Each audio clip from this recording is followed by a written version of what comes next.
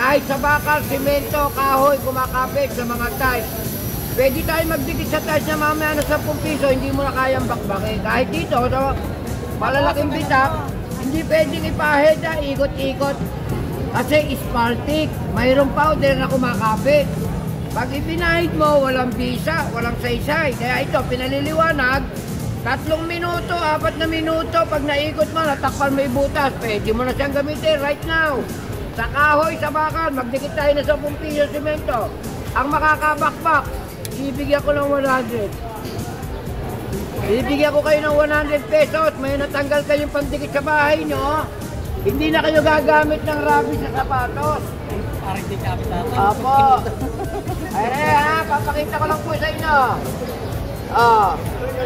Mayroon kayong nalaglag na gamit, idinikit nyo sa tiles, dinikit nyo sa walling, bakbakin nyo, hindi nyo na kayang bakbakin niya 10. Ako lang makakabakbak niya kasi susunugin ko pa uli yan bago ko akit-katin. Pero kung kakamayin nyo lang yan, hindi nyo na po mababaklas yan. Kahit try nyo ngayon.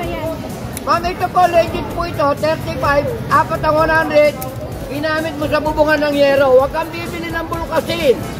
Kasi kahit sa loob ka ng bahay, ganunin mo lang siya, pwede, hindi ka nakakit ng taas ng bubong.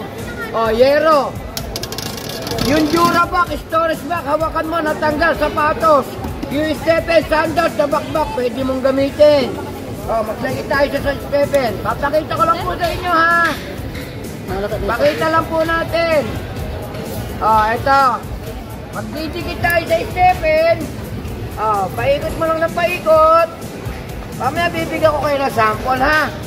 Lagay mo yung 10 piso sa Stephen. Hindi nyo na rin po matatanggal yan. Yan, baklasin mo kayo sa kamay ko yan. Alin po? Ay kayo po magbaklas, hindi ako. Kayo po, kayo nyo po. Para walang lokon dito, walang legit. Mahirap mandaya ng tao, customer. Huwag nyo lang gagamitin sa kaldero. Lahat ng gamit, kahit bubong, yero, tayo, salamin, Stephen, bakal, kahoy, ginagamit. Pag gumamit ka sa kahoy, napakamahal ng wood glue. Wood glue ang tawag doon. Sa Stephen, rugby. Sa project ng mga bata, school, mga paste, glue. Ito hindi pwedeng ibala sa glugan, ha? Walang nakuha na. Kukuha ulit tayo na isa. Huwag niyong ibabala sa glugan. Bakit kamo hindi pwedeng ibala sa glugan? Pakita sa inyo. Ang paraan ng paggamit, hindi pwedeng ipahid. Kasi may powder yan na niluluto, espalto. Ayan, nagdidingas na. Eri po siya, hindi pwedeng ipahid sa glugan, ha? Hindi yan stick glue na kinakala mong stick glue, hindi po. May powder yan. Pag ipinahid mo, maglaro ka ng 4 na minuto, ikot. Ikot-ikot. Pag hindi mo inikot, hindi kumapit yung powder, walang sisa.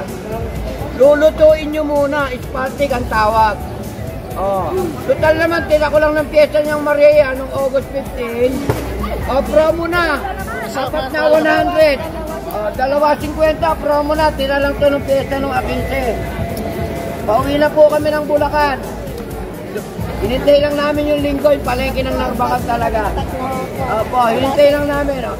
Ma'am, hindi pwede sa kaldero, ha? Walang lokohan. Pagbalik ko rito, pagkagalitan nyo ako, pag ginamit ko sa kaldero, matatanggal. Salamat! A few moments later. Dito po, lahat po ang gamit. Hindi mo na kaya tanggalin yan, boss. Masisira na yung kamay mo dyan. Yung kuko mo, masisira. Tibay!